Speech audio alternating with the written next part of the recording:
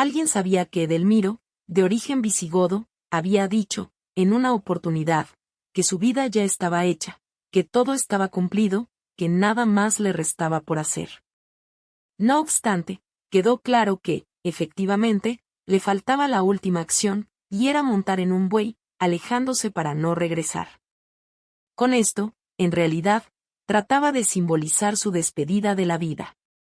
La verdadera diferencia era que, no pudiendo emular a Lao Tse, montando a un búfalo, tuvo que contentarse con un buey comprado a un viejo campesino. Eligió a un primo, seguidor fiel, a quien le dictaría, en 5.000 palabras, el resumen del significado de su vida, y que el texto resultado debería conservarlo haciendo de él, en lo posible, templo de filosofía y buenas costumbres. Edelmiro había probado la agonía de su primer amor a la temprana edad de 15 años, cuando se encontrara perdidamente enamorado de Germana, la hermana de su madre. Germana esto nunca lo supo, siendo frecuente presenciar la tortura dibujada en el rostro de Edelmiro, al estar frente a ella y no poder demostrarlo empíricamente. Sentía la transformación que operaba en su cuerpo y en su mente, efectos que no le hubiera resultado plausible confesar a su madre, ante el temor que pensara que un extraño mal aquejara a su hijo. Este suceso era frecuente acontecer durante las noches de verano, logrando que el sudor empapara las sábanas de su cama, no pudiendo conciliar el sueño. René fue el depositario de sus últimas palabras, reflexiones hechas durante una jornada de otoño, reunidos en el jardín.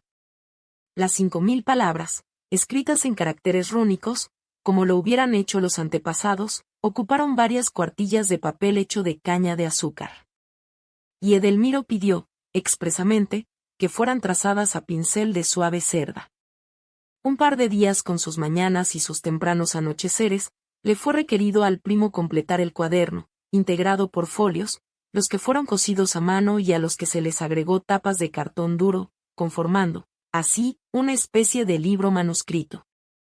Pero René desconocía el lenguaje godó, siendo necesario que Edelmiro le dictara las posiciones y direcciones de las runas sobre el papel, suponiendo que, en un futuro, alguien las supiera descifrar. La razón era su renuencia a que cualquier persona, del círculo familiar, se enterara del amor que había sentido hacia Germana, lo que le llenaría de escozor.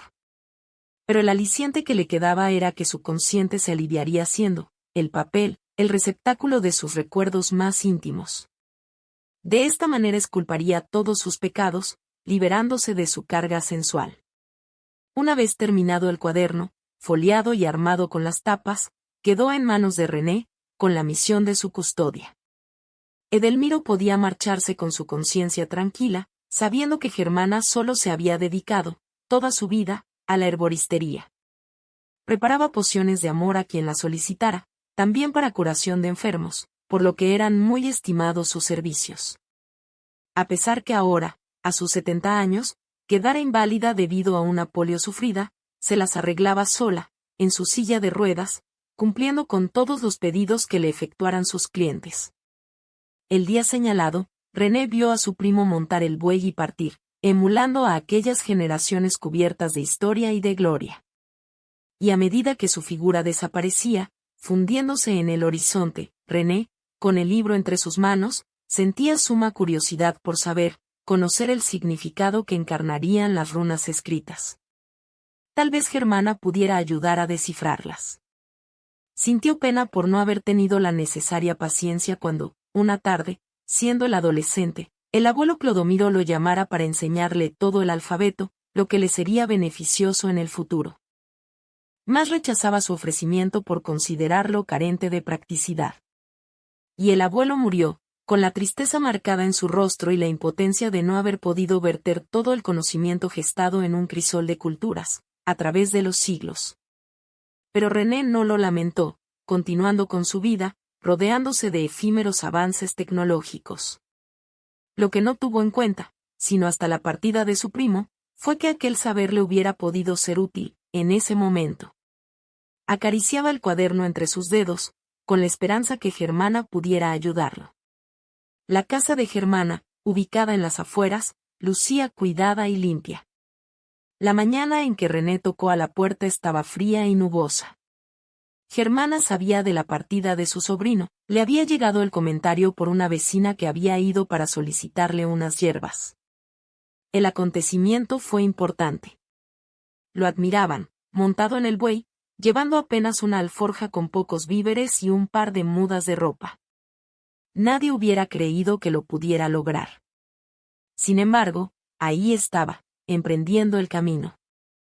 La prensa dio cuenta del suceso, especulando acerca de cuál sería su destino. Un par de ancianos entrevistados opinaron que también desearían hacer lo mismo, sintiendo que sus fuerzas flaqueaban. Decían que era mejor hacer algo y no permanecer sentados, aguardando a que la muerte los pasara a buscar. En pocos días las existencias de bueyes se agotaron, reservando cada uno el que le correspondía, teniéndolos preparados para partir en cualquier momento. Hacía tiempo que René no veía a Germana. La vejez le había caído encima, como un torrente de manantial. Aún se manejaba bien, en su silla, yendo de aquí para allá, revolviendo sus frascos, los que contenían todo tipo y variedad de hierbas, preparando los pedidos. Lamentó la partida de Edelmiro y más, tratándose del hijo de su hermana, quien ya no estuviera entre los vivos. Pero la vida era así, y había que afrontar los sinsabores como diera lugar. Invitó a René a sentarse, y cuando le mostró el cuaderno, Germana abrió sus ojos, admirando el grato recuerdo que había dejado. Recorriendo sus páginas podía ver las runas, dibujadas con torpes trazos por René, pero perfectamente legibles. No obstante, Germana entendía todo, como si fuese un espejo al cual mirarse y remontarse hasta su abuelo Ataulfo, cuando ella era pequeña, y la sentaba en sus rodillas, enseñándole todo el alfabeto. Y Edelmiro lo había dictado con suma paciencia. La disposición de los caracteres era muy variable. Había unos colocados en línea recta, ya en círculo, triángulo o en espiral. Ciertos trazados de izquierda a derecha, o bien de arriba a abajo, e incluso una línea en sentido y la segunda en inversa. Lágrimas derramaron los ojos de Germana, al contemplar todo el entramado de runas. René, al borde de su ansiedad e impaciencia, le pidió que lo tradujera, culpándose, una vez más, por no haber querido aprender a descifrarlos. Pero Germana creyó conveniente hacer silencio, al recorrer, sus ojos, las páginas. En un momento, ofreció convidar a René con un té de hierbas, mientras le tradujera el texto. René la vio desplazarse con su silla hasta un estante del cual extrajo un frasco. Preparó una taza, colocando un puñado de hierbas y vertiendo agua caliente que ya tenía en una pava al fuego. Todo le era perfectamente comprensible. Y a medida que transcurrían las páginas, imágenes del pasado regresaban a danzar en su mente. Ahí estaba detallado todo el candor que Edelmiro había sentido por ella, las tardes en que fuera a visitar a su hermana, y estuviera Edelmiro presente, con su bello cuerpo de hombre joven, su miembro erguido, elemento que Germana hubo deseado, desde que lo conoció. Su piel tersa, anhelada 1000 veces cubrir de besos y caricias. El té de hierbas, suave al paladar, fue adormeciendo, de a poco, a René, cerrando sus ojos para, tal vez, no volver a abrirlos. Germana se puso un abrigo, el cuaderno en su regazo y salió, avanzando en su silla de ruedas. El buey, con su paso lento y cansino, no debería estar demasiado lejos.